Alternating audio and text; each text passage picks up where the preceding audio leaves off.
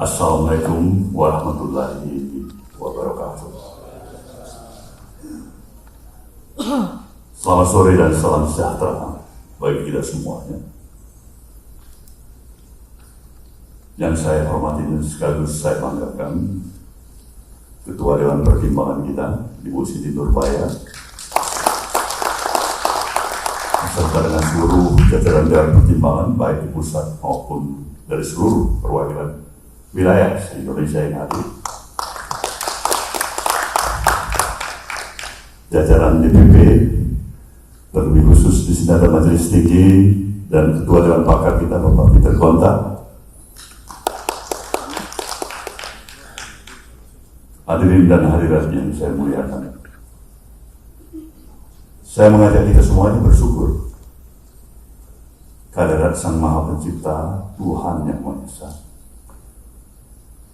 Karena pada momen pada sore hari ini, sekaligus mengawali dimulainya acara rapat koordinasi Dewan Pertimbangan se-Indonesia, saya melihat dan merasakan masih kuatnya spirit kita untuk merasa bahagia yang amat menentukan arah perjalanan partai.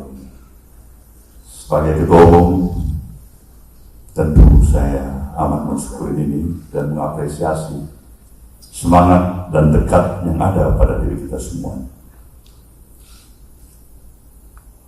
Saudara semuanya yang saya banggakan, di dalam perjalanan partai yang kita miliki, seiring dengan perjalanan kehidupan kebangsaan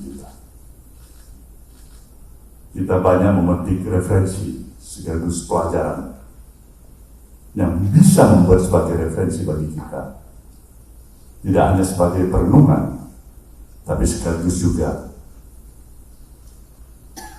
memikirkan dan mengkaji ulang kebijakan-kebijakan yang tepat, yang lebih tepat lagi, strategis, sesuai dengan harapan dan tujuan-tujuan kita, membawa arah Partai Nasdem yang kita sayangi. Kongres ketiga telah kita selesaikan secara baik.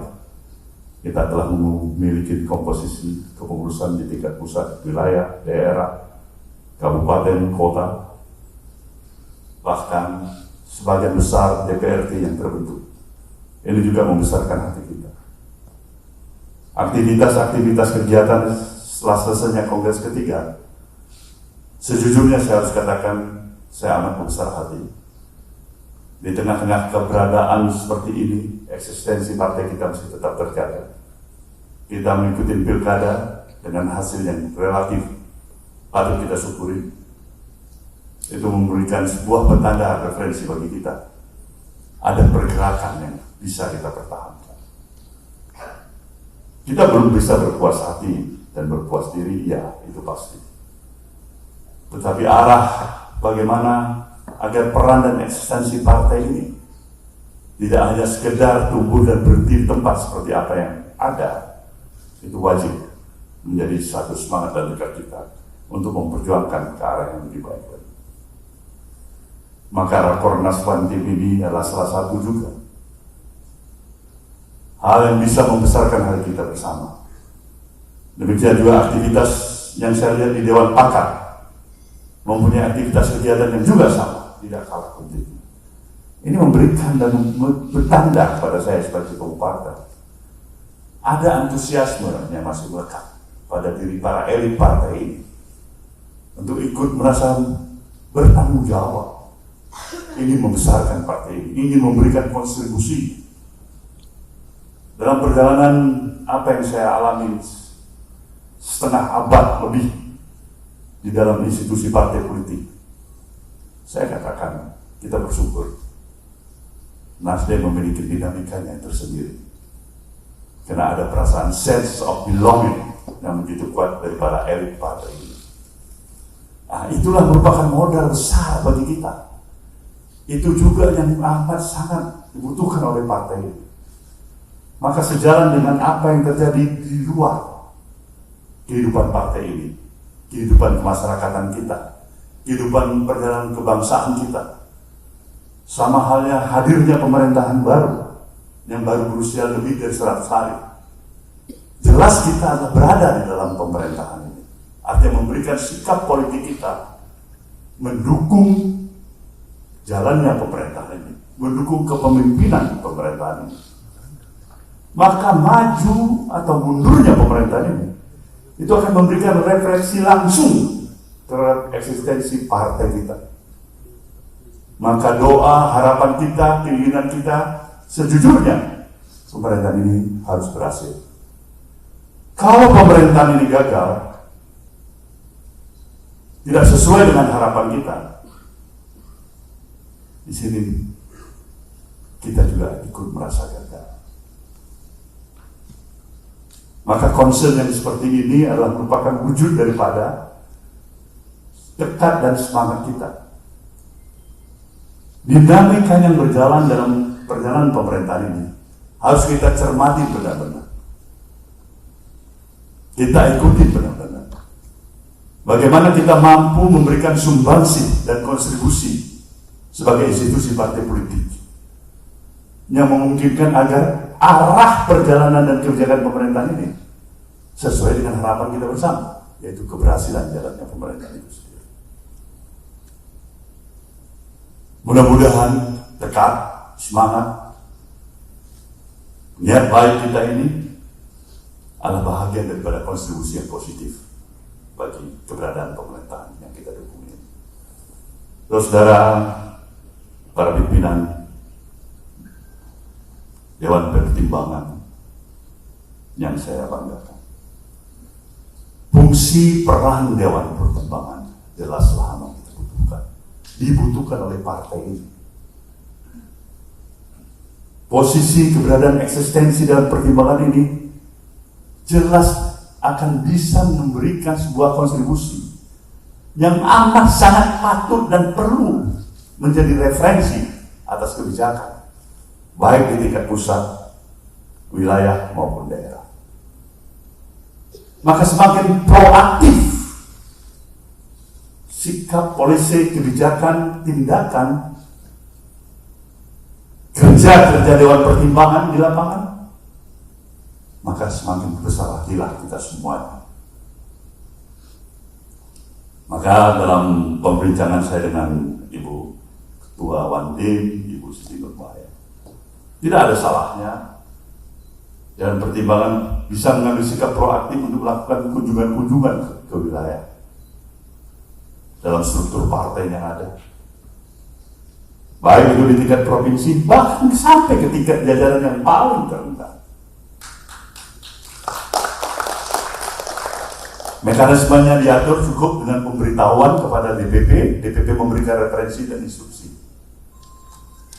Agar ini adalah merupakan jalannya perkembangan keinginan kita untuk menyatukan seluruh elemen badan yang ada di dalam partai ini bersama-sama mempunyai tingkat kepedulian untuk mengisi peran dan aktivitas bersama demi suksesnya, demi kebesaran partai itu sendiri. Saudara semuanya, kita tetap harus bisa mampu menjaga stamina kita, haus dapur kita. Situasi dan dinamika yang ada tidak selamanya membawa rasa optimisme kepada diri kita. Tapi satu hal yang perlu saya tekankan, ketika ada godaan terhadap membawa diri kita kepada sikap apatisme, bahkan skeptisme, perjuangan kita pada diri kita sendiri untuk menyingkirkan itu. Ketika kita larut dan terjebak pada skeptisme itu, apatisme itu, partai amat sangat dirugikan. Partai tidak mempunyai modal yang besar, kecuali kemampuan kita mengkonsolidasikan seluruh kekuatan fungsionaris dan para kader yang terlibat di dalam partai ini. Itulah modal sejatinya partai yang memiliki. Partai tidak bisa tergantung pada peran eksternal di luar daripada badan partai ini. Bahkan sejujurnya, Kita mencoba melakukan tahapan konsolidasi, mencoba adanya upaya peningkatan setelah Kongres ketiga dilakukan. Untuk bagaimana mempersiapkan langkah-langkah strategis kita yang lebih jauh dalam persiapan menghadapi pemilu berikutnya. Kalau biasanya kita belum mempersiapkan bagaimana kesiapan kita untuk menanggulangi persiapan dana saksi misalnya, sebagai contoh kecil. Kali ini DPP bersungguh-sungguh mulai menerapkan persiapan ke arah itu, agar pada hari yang ditentukan, waktu yang ditentukan, kita tidak tunggang langgang lagi kelimpungan terhadap kesiapan daripada dana saksi. Kita tentunya memahami faktor dana saksi saja adalah bukan merupakan masalah yang biasa-biasa dan kecil. Dia memerlukan sebuah jumlah biaya yang cukup besar. Katakan 1 juta TPS yang dipersiapkan. Dengan 2 saksi, paling tidak ada 2 juta orang yang terlibat untuk dibiayai pendanaan yang menjadi saksi. Ini bukan masalah kecil. Maka dari jauh-jauh hari kita mempersiapkan dan mengantisipasi berbagai macam kesiapan-kesiapan yang kita perlukan.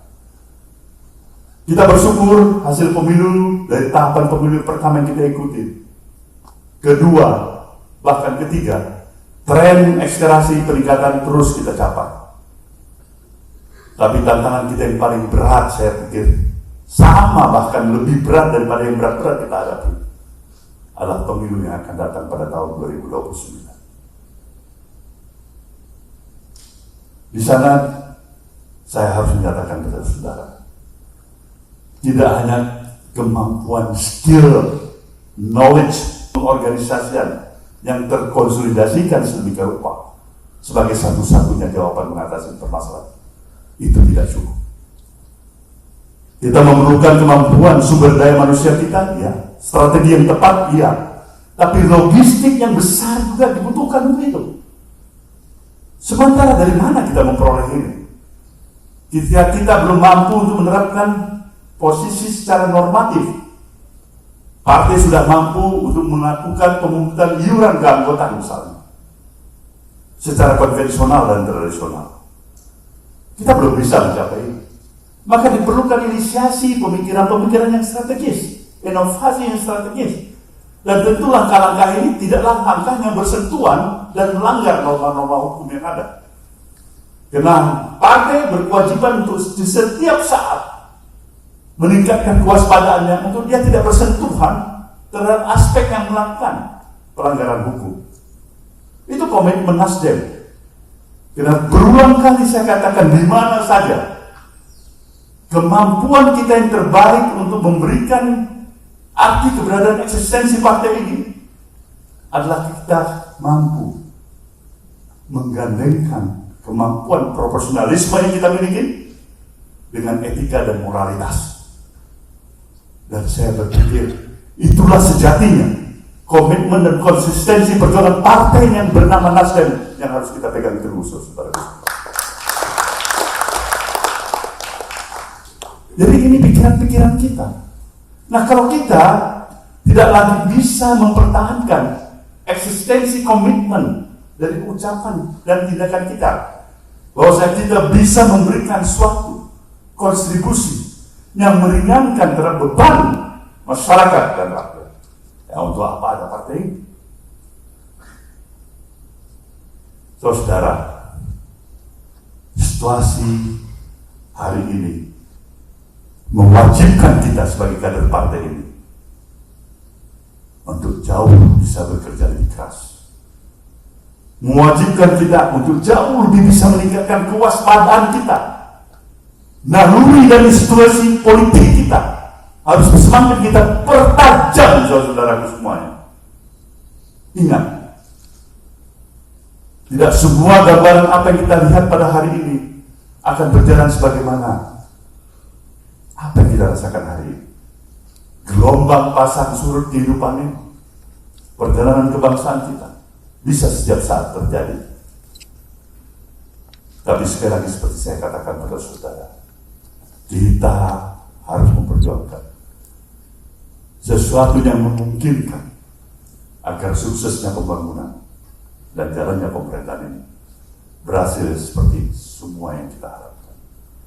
Maka untuk itulah saya sekali lagi mengucapkan selamat kepada Dewan Pertimbangan yang telah menginisiasi pertemuan rapat koordinasi se-Indonesia pada hari ini. Terimalah penghormatan saya sejatinya pada saudara semuanya. Hormat saya dan terima kasih saya pada saudara yang datang dari berbagai wilayah. Di tengah-tengah kesibukan saudara semuanya, bahkan mungkin halangan atas kondisi yang saudara miliki, tapi tekad dan semangat saudara telah membuktikan kita mempunyai modal untuk lebih maju lagi ke depan. Selamat berakornas dan sekian, terima kasih. Wabillahi taufiq wal hidayah. Wassalamualaikum warahmatullahi wabarakatuh. Dan sekaligus saya nyatakan rakornas ini dibuka.